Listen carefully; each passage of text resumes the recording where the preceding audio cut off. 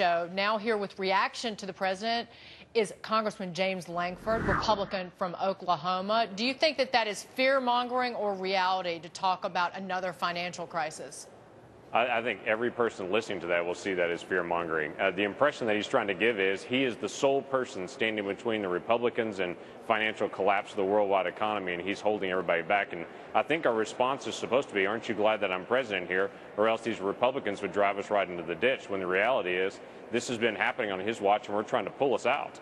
Well, Vice President Joe Biden and congressional leaders do seem to be making some headway, but they really need to have something in place in terms of spending cuts and whatever they come up with in order to raise the debt limit really by the end of this month. Do you think that they can get it done? Oh, I do think they can get it done. It's just how serious they are. And really, when you're listening to everybody in the conversation, whether it be the vice president, the president, or a lot of the other Democrats, you're going to hear a very different opinion between what is this crisis all about. I'm of the opinion that we have a debt crisis in America. They seem to be under the opinion that we have a debt ceiling vote crisis in America, and that all we have to do is just get through this vote and we'll be fine. But in reality, we get through this vote, we just add another $2 trillion to our debt. We're not fine. We've got to fix the debt issue, not just try to get through another vote.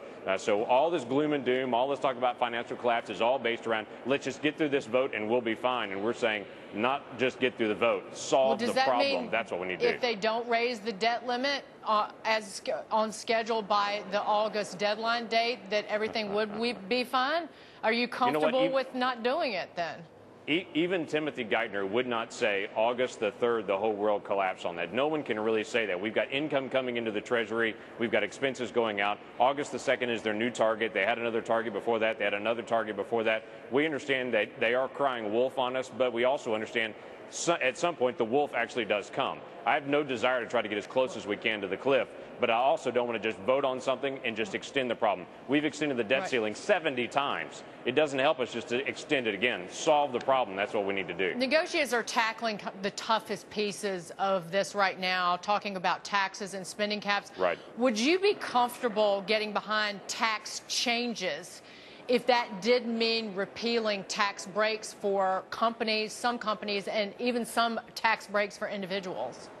Well, as long as it is revenue neutral. I'm not interested in this economy to run out and go raise taxes on a bunch of people. If it's revenue neutral and it simplifies the process, absolutely. Now, I got to tell you, I'm seriously doubtful that they're going to get through major tax reform during this time period. It's too short of a time period. If we can get through some entitlement reform, we can cut spending significantly. I'm a proponent of a balanced budget amendment at the end of it to be able to say, let's put a cap on Congress forever.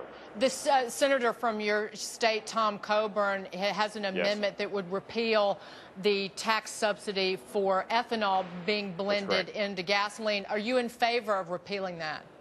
I am in favor of repealing that. That's a $6 billion subsidy across the industry, and we need to have an energy policy where it allows good energy to be able to survive on its own. Well, that's one of many tax breaks, so let them line up. I know there are a lot. James Listen, well, there's a lot of cleanup to do here, I can tell you that. Congressman James Lankford, it was great to see you. Thank you so much for being here. Take care. Thank you. All right.